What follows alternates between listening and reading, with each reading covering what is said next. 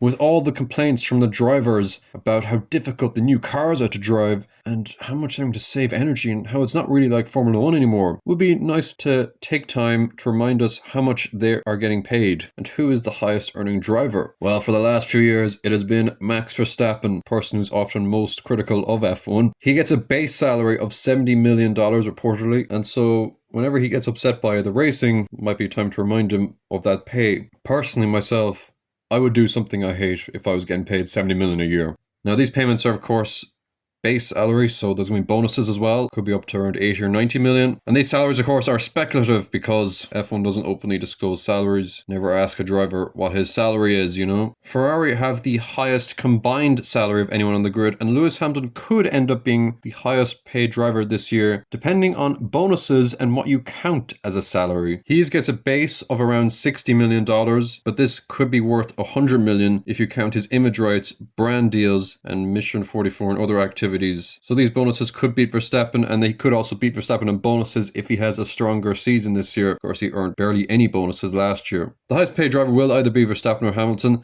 but the highest team is definitely Ferrari. Leclerc gets 34 million base salary, so maybe it's, you know, looking at those puppy dog eyes and feeling sorry for this guy. He's getting 34 million a year with no tax, you know. This, of course, this is based on the contract he signed, the long-term one that lasts up until 2029, reportedly. Any accountant would have told him to sign the contract. Seemed like a good deal financially.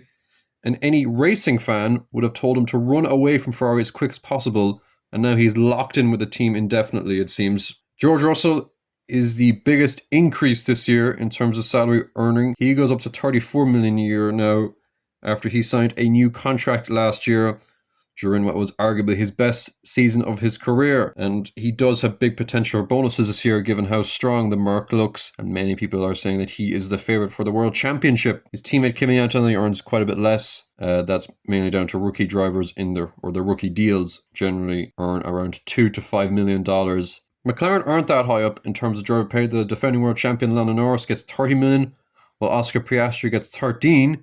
Seems like there's no papaya rules for contracts. It seems like Norris gets his way, or maybe that is papaya rules. Norris gets favoritism on everything. This, of course, is mainly down to the fact that Norris has been in the team longer. Norris and Piastri must be said were paid substantially more than those figures in 2025 due to the fact that they were first and third in the championship and scored way more points than many expected.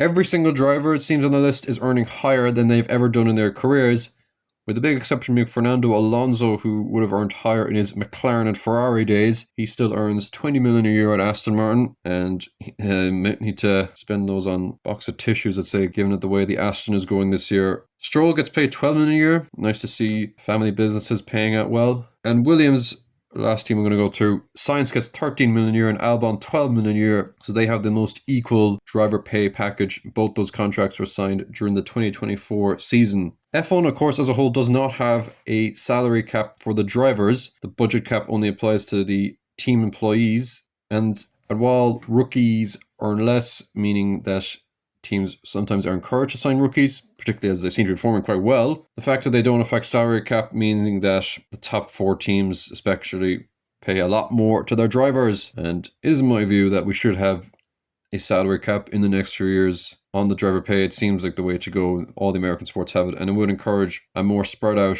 among the grid to the top drivers instead of having the best drivers at the top 4 or 5 teams. But I'm sure those teams aren't going to be happy to let those drivers go, and I'm sure the drivers union will be massively pressurizing against any salary cap move which has been successful so far. Most of these drivers live in Monaco, which has no tax, or Switzerland, which has a very low income tax. So yeah, hope they're enjoying their lives.